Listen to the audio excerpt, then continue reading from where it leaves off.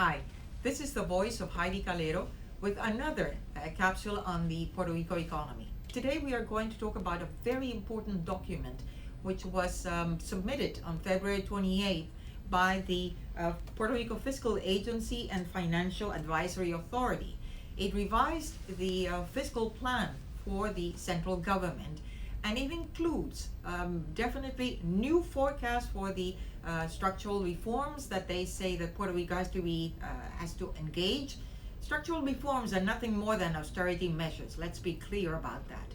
And the forecast that they are saying, what is the impact of those structural reforms to see Puerto Rico regains economic growth?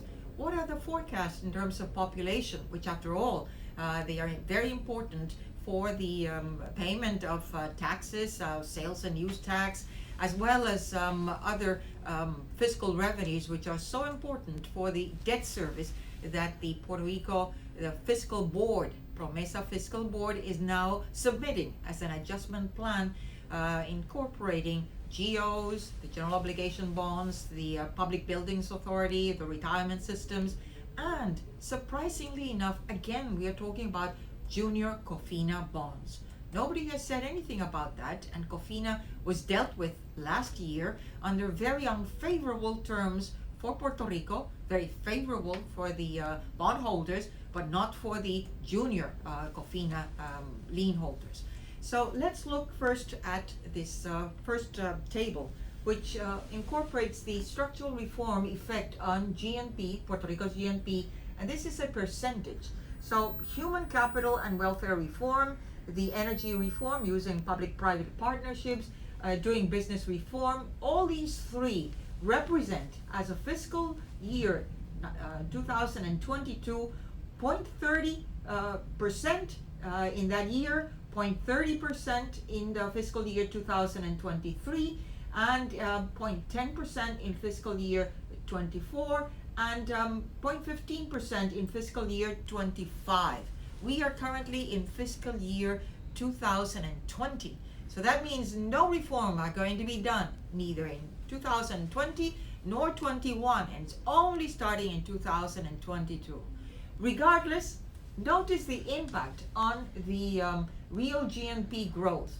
As of May 2019, the Fiscal Board forecasted this blue line, and it said that this is real 2018, negative 4.7% growth in Puerto Rico, and in 2019 that the economy was going to grow 4%.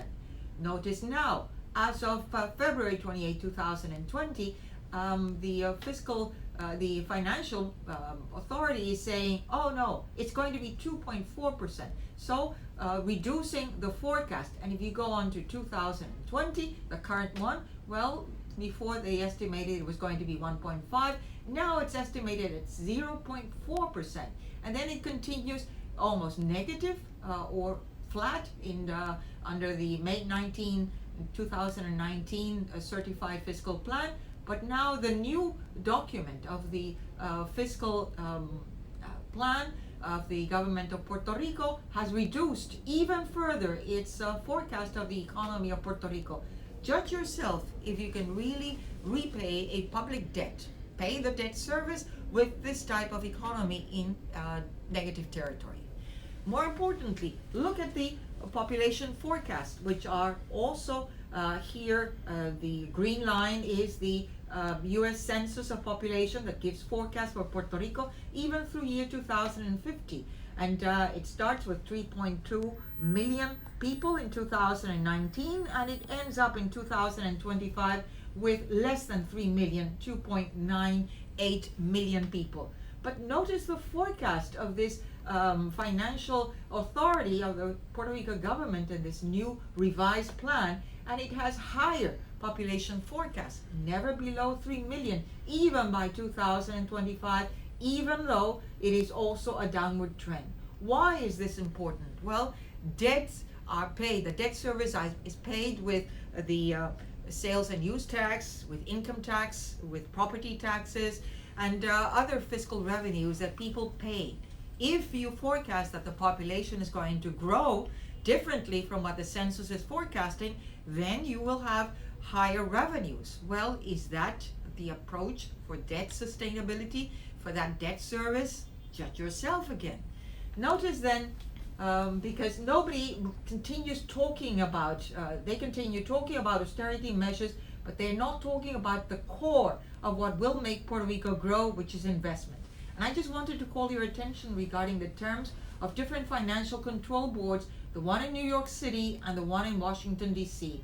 Those control boards offered clauses which are more beneficial to the city of New York. For instance, the government of New York State assumed the cost of university, and the courts covered the city's finances, postponed payments on short-term debt, provided $2.5 billion to buy for the municipal authority bonds.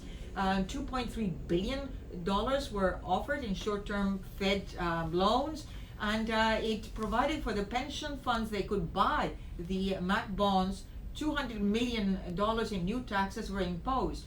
Notice DC. Well, again, Washington, D.C., the federal government, the financial control, took over the financial control of courts and prisons, raised Medicaid, provided $1.4 billion in infrastructure funds, $300 million in grants and incentives, allowed borrowing from U.S. Treasury, assumed $5 billion in unfunded liabilities of the pension systems. The IRS collected taxes, saving Washington, D.C. almost $170 million in expenses.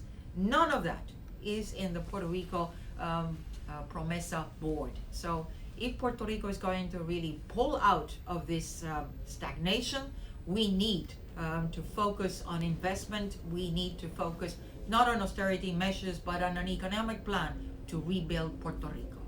Thank you.